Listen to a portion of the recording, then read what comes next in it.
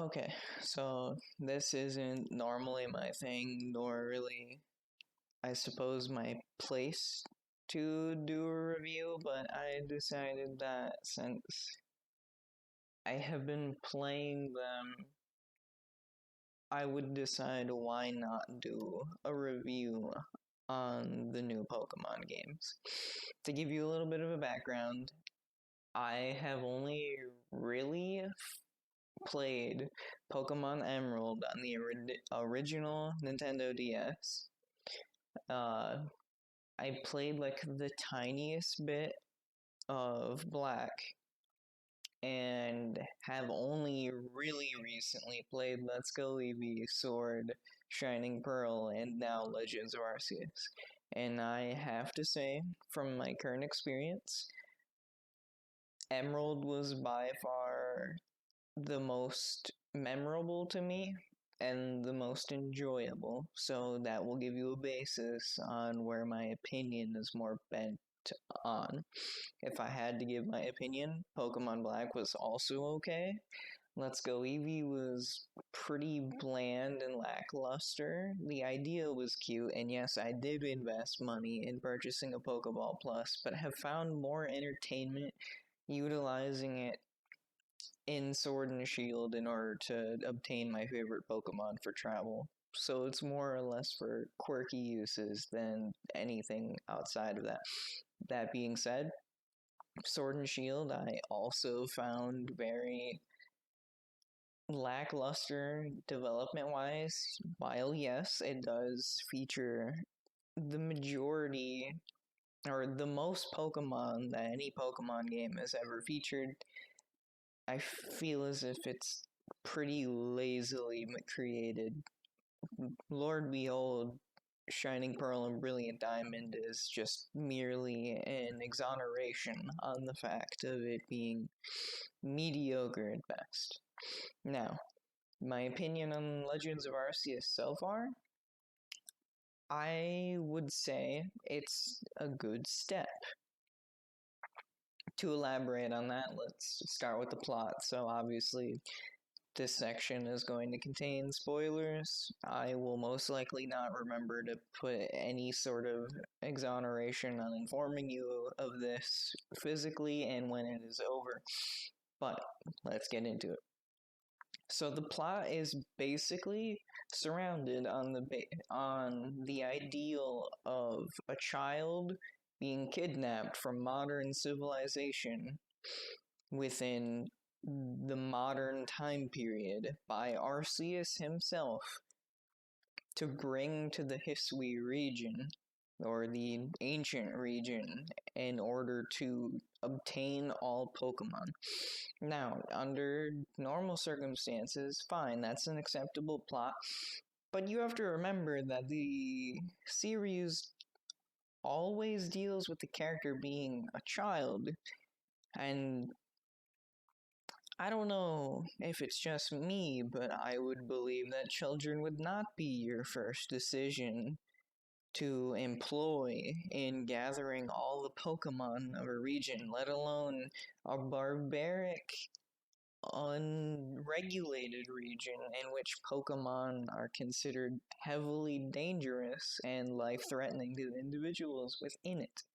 Because, once again, that is another key piece of the plot.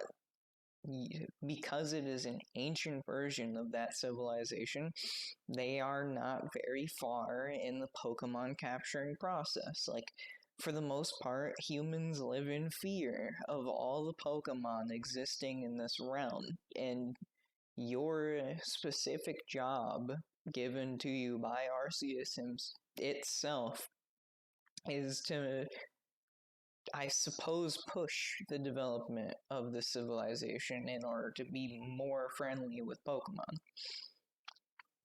Once again, under the fact that Arceus would know everything that it had created,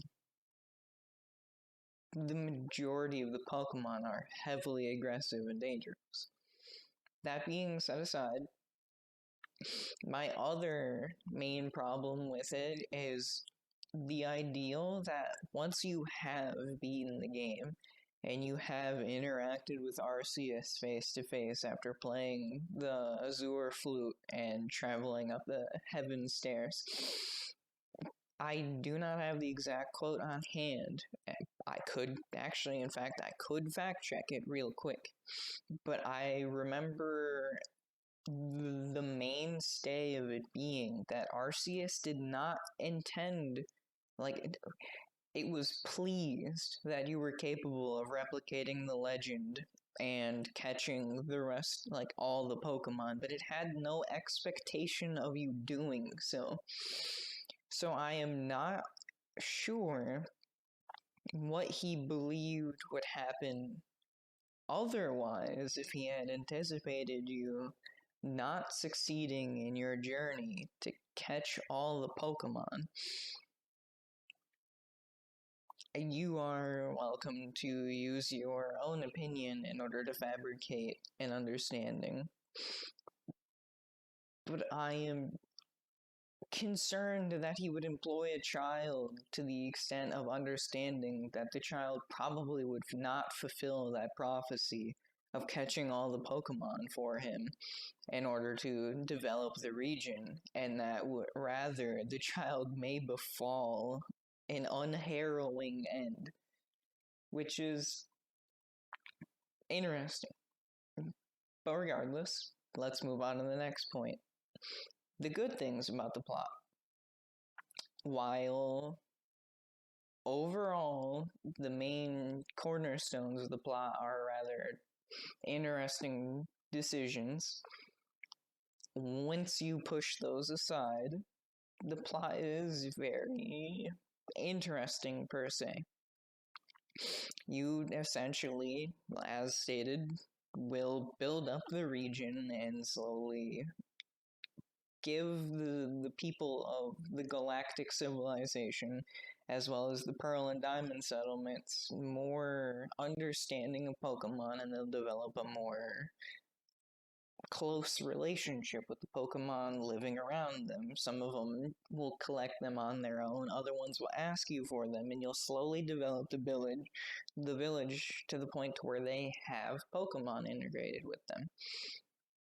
Which is interesting, and I did enjoy that factor, but I think what I ended up appreciating more was just not advancing the plot.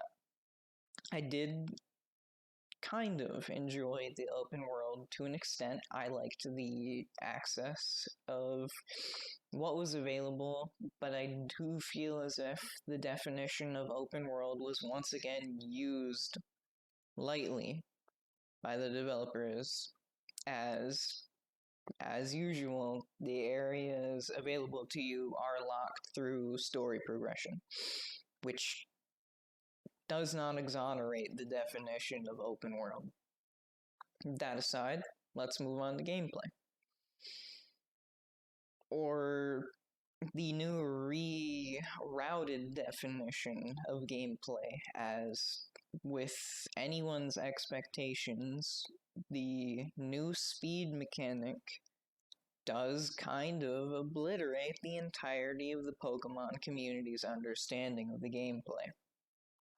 While not as earth-shattering as I anticipated it being, due purely to the fact of the little roster of Pokemon, if it had been more towards Sword and Shield, I feel like we would have seen far larger move gaps in between Pokemon. But so far, the most that I witnessed was a 4-move advantage over another Pokemon, which is severe, but not what I was anticipating if we had gotten into the instances of having Regieleki or Excadrill available to us. One thing I found interesting was the open world Pokemon catching mechanic, because while yes, you can engage in battles and more often than not are semi-forced to early game due to the lack of long-distance Pokeballs, you can almost entirely, if not entirely aside from certain legendary circumstances, catch every Pokemon wandering in the wild without engaging in battle, which is both good and bad, because A, you don't have to engage in a battle, which could potentially be time-taking and time-wasting. On the other hand, catching Darkrai without engaging in a battle is rather weird. It kind of ruins the reputation of the legendaries that are available to you. But regardless, Alpha Pokemon. Alpha Pokemon push an even further damaging mechanic, because unlike normal Pokemon, Alpha Pokemon have boosted non-speed related stats and are a far larger size than their normal non-alpha counterparts. Yes, this does offer variability.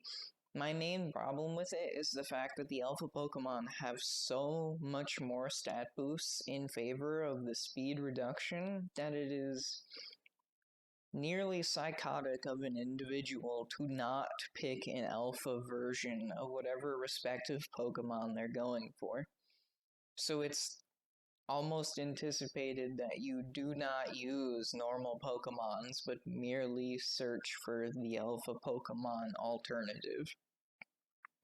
Moreover, the stats overall, I believe, I have not fact-checked, so you are welcome to do so on my behalf, but I do believe that the majority of the stats for Pokemon have also been moved around varyingly due to the new speed mechanic, because if they hadn't been, most of the Pokemon, and I still do see it for some circumstances, most of the Pokemon do not have a high enough defensive stat to be taking more than one move in a row and surviving.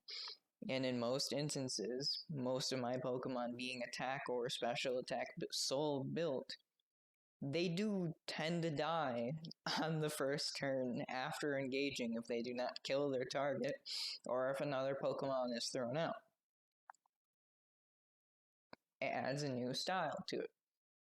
Alongside of that, other than one circumstance, I do not believe I have seen abilities take even a remote effect, as in pressure not being something that is engaged when using a legendary that would otherwise have it. The only circumstance in which I have noticed an ability take effect is with Regigigas, or however you pronounce that, because I can never pronounce it, but the Reggie having slow start. It still does. And I didn't understand that, because it is, with my understanding, that no other Pokemon have abilities aside from it having slow start. Also, this creates a little bit more of a gameplay gap due to thinking being less of a priority due to only relying on the stats.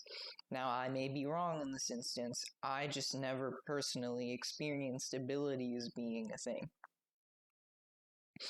Now, let's move on to natures. Natures still are as they always been, but I am sad to say that they pulled over the sword and shield mechanic, in which mints are still available for altering them. In fact, I would say that they were pulled over in an even worse capacity due to it having a Poké-Dollar convergence rate. From the one poll that I have done, $10,000 buys you 3 mints after a short wait in time for harvesting. Now, under normal circumstances, they are obtained through battle towers, where you get a different currency for purchasing them, which still isn't good. It's still far more babying than that is necessary, but we officially have a Poké-Dollar convergence rate. Now, to put it in perspective, post-game, you can fight one bandit that takes less than 5 minutes to engage a fight in, and you get 4 gold nuggets, of which will give you $40,000, allowing you to buy 4 harvests, essentially making the ideal of farming natures relatively unnecessary, because I believe mints were available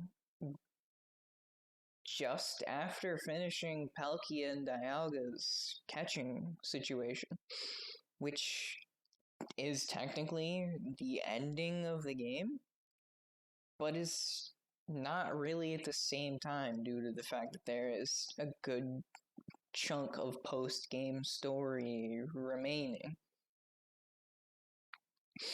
Also, types. I found that type distribution is rather lackluster in this game due to its 242 Pokemon roster. I found that while certain pecks and nibbles here and there of typing are available, for the most part there is very little type diversity. And even where type diversity is formed, alpha Pokemon have this special little quirk where they will have moves that the Pokemon species that it is would not traditionally have. So, under certain circumstances, you can have an electric type move on a Pokemon that should not otherwise know an electric type move, which makes it very hard to engage in alpha battles earlier, because they could just up and have a move that you're not anticipating them using. Now, let's move to environment. Overall, the environment is, as previously stated, open world. My main complaint, it's not truly open world. Once again, they have lightly used the definition of such, and your ability to travel to different places is limited purely on your plot progression. Now, that aside, I would be okay if the open world sections that you do have available to you are very well populated and entertaining environments. Well, I hate to say it, but they are bland. There are very few Pokemon. There are like set congregations in which you'll see like 2 or 3 Pokemon in a given area. The render distance is so low that you don't really see Pokemon. Like, you can almost barely notice an Abra before it notices you and teleports away.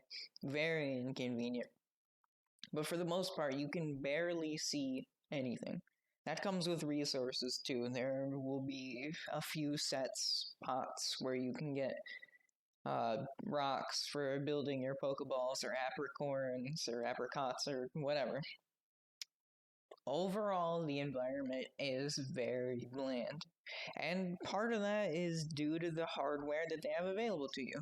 I mean, for instance, I play it on the Switch Lite, which is tiny, does not have much more than a cell phone processor, and cannot handle a hardy resolution, let alone the Switch Lite being worse than the original Switch due to the fact that it does not even have TV porting capabilities. Regardless of that, I still feel as if, having seen Breath of the Wild's graphics, that there could have been ways to push things a little better. For instance, like the models. Arceus, for example, there is almost no texturization or like individuality set in place for this Pokemon. It's the same for everything. In most cases, the Pokemon is heavily smoothed over and very little design being in place. In fact, I'm willing to say that Pokedex entries for Pokemon have more detail than the actual Pokemon do, because it doesn't take into account a lot of features. It almost seems as if lighting doesn't exist in the game in its entirety, which part of that is due to the fact that there are limitations. The other part of it, I am 100% sure, is due to lack of willingness to put resources into it. Because Breath of the Wild does have lighting capability, very good lighting at that.